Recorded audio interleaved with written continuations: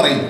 ഇതുവരെ കേന്ദ്ര സർക്കാർ ഒരു പൈസ പോലും ഇതിനു വേണ്ടി ചെലവഴിച്ചിട്ടില്ല. വിഴിഞ്ഞം തുറമുഖത്തിന് വേണ്ടി ഇന്ന് മുടക്കിയിരിക്കുന്നത് 2/3 ഭാഗം ചെലവഴിച്ചിരിക്കുന്നതും സംസ്ഥാന സർക്കാരാണ്. ബാക്കി 1/3 ഭാഗം അദാനിയുടെ കമ്പനിയാണ് ചെലവഴിച്ചിരിക്കുന്നത്. ഏറ്റവും കൂടുതൽ പണം ചെലവഴിച്ചിരിക്കുന്നത് കേരള സർക്കാർ. കണക്കെടുത്ത് പഠിക്കണം.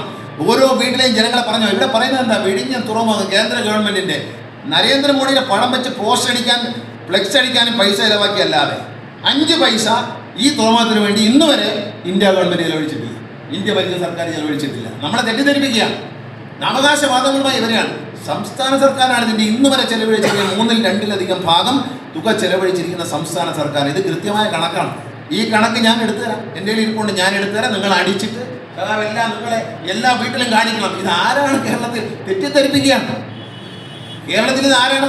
ഉമ്മൻചാണ്ടി എഗ്രിമെന്റ് ഒപ്പിട്ടു. ഉമ്മൻചാണ്ടി എഗ്രിമെന്റ് ഒപ്പിട്ടു എന്ന് പറയുന്ന അദാനിയുമായുള്ള എഗ്രിമെന്റിൽ 2040 ലാഭത്തിന്റെ വിഹിതം തന്നാൽ മതി എന്നായിരുന്നു. ഇപ്പൊ അങ്ങനെയല്ല. 2026 ലാഭത്തിന്റെ വിഹിതം സംസ്ഥാന സർക്കാരിന് നൽകണം അദാനി കമ്പനി.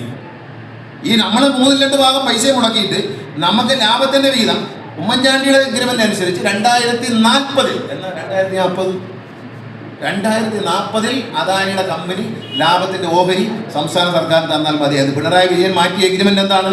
2026 പണം തന്നു തുടങ്ങണം. അവർ ലാഭത്തിന്റെ ഒരു ഓഹരി നമുക്ക് തന്നു തുടങ്ങണം. ഇതൊക്കെ ആളുകളെ പറഞ്ഞ് മനസ്സിലാക്കണം. ഇവിടെ BJP പറഞ്ഞ് പ്രചരിപ്പിക്കുന്ന എല്ലാം അവരുടേതാണെന്ന് പറയുക. UDF പറയുന്നത് ഞങ്ങൾ ഒപ്പിട്ടു, ഞങ്ങൾ ഓർത്തു, സ്വപ്നം കണ്ടു എന്നൊക്കെയാണ് പറയുന്നത്.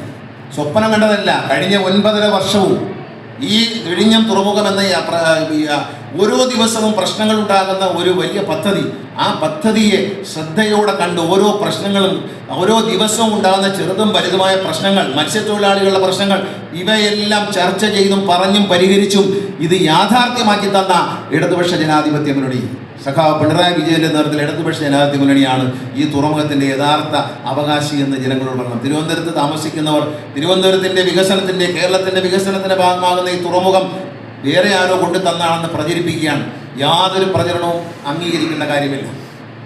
ഈ തിരുവനന്തപുരത്തിന്റെ പുരോഗതി പ്രവർത്തിച്ചിട്ടുള്ളവർ ഇടതുപക്ഷ ജനാധിപത്യ മുന്നണിയാണ്. കഴിഞ്ഞ 9 വർഷത്തിനുള്ളിൽ വിമാനത്താവളം മുതൽ ഇങ്ങോട്ട് എടുത്താൽ, ആ റോഡ് മുതൽ എടുത്താൽ, ഈ കാണുന്ന നഗരത്തിൽ കാണുന്ന വികസനം എല്ലാം, ഇവിടെ ഇരിക്കുന്ന അധ്യക്ഷ ഒരു കൗൺസിലറായിരുന്നു. ആ കാലം മുതൽ ഇങ്ങോട്ട് എടുത്ത വികസന പ്രവർത്തനങ്ങൾ, തൈക്കാട് മുതൽ വഴുതക്കാട് വഴി കവടിയാറ് വരെയുള്ള റോഡ് ഇപ്പൊ പണി പൂർത്തിയാക്കിയ ആ റോഡ് എത്ര മനോഹരമാണ്.